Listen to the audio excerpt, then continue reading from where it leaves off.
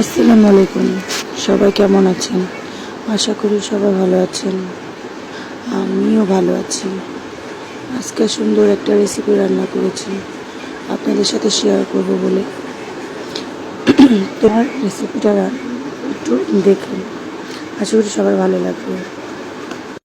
আজকে আমি গরু মাংস দিয়ে মুগ ডাল রান্না করছি, সেটাই আপনাদের সাথে শেয়ার। দেখেন আমি কীভাবে রান্না করছি। প্রথম থেকে শেষ পর্যন্ত ভিডিওটা একটু প্লিজ দেখবেন আপনারা। আমি প্রথম তেল মরিচ সব কিছু দিয়েছি।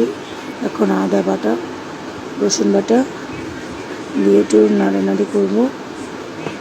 তারপর এটা ভাজা হয়ে গেলে আমি সব শুকনো মরিচ, হলুদ, জিরা, ধনিয়া, লবণ দিয়েছি। তো এখন একটু কষিয়ে নেব হালকা একটু পানি দিয়ে। এই যে এখন একটু পানি দিচ্ছি। পানি দিয়ে মরিচের ইটা কষিয়ে নেব। কষানো শেষ হয়ে গেলে হালকা, তো গরুর মাংসটা আমি এখন দিয়ে দেব। কষানো শেষ হয়ে গেছে, এখন আমি গরুর মাংসটা দিয়ে দেব।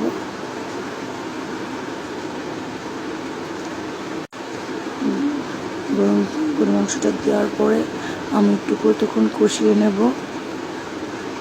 আমাকে একটু কষিয়ে, কেন নয় গরুর মাংসটা একটু শক্ত, তো একটু নরম হতে একটু সময় লাগে, তার জন্য।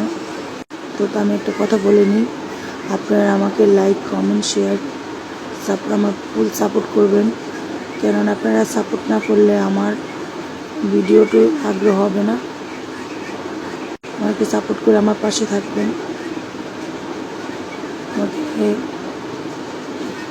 আপনারা যতটা আমাকে সাপোর্ট করবেন, আমি আপনাকে তত ভালো ভালো ভিডিও আপলোড করতে পারবো, আপনাকে দেখাতে পারবো। দেখেন আমি মুগ ডাল দিয়েছি। আমি আর একটু কষিয়ে তারপরে বেশি পানি দেবো না, কেননা মুগ ডালটা এমনি সিদ্ধ করা আছে, তো পরে গলে যাবে। আর রান্নার শেষে আমি হালকা একটু জিরার ফাঁকি দিয়ে দেব। আর পানি দিব না, কেন আমার ডালটা অনেক সিদ্ধ করা আছে। সবাই আমার সালাম নেবেন। আশা করি সবাই ভালো লেগে থাকলে আমাকে লাইক, কমেন্ট, শেয়ার করবেন।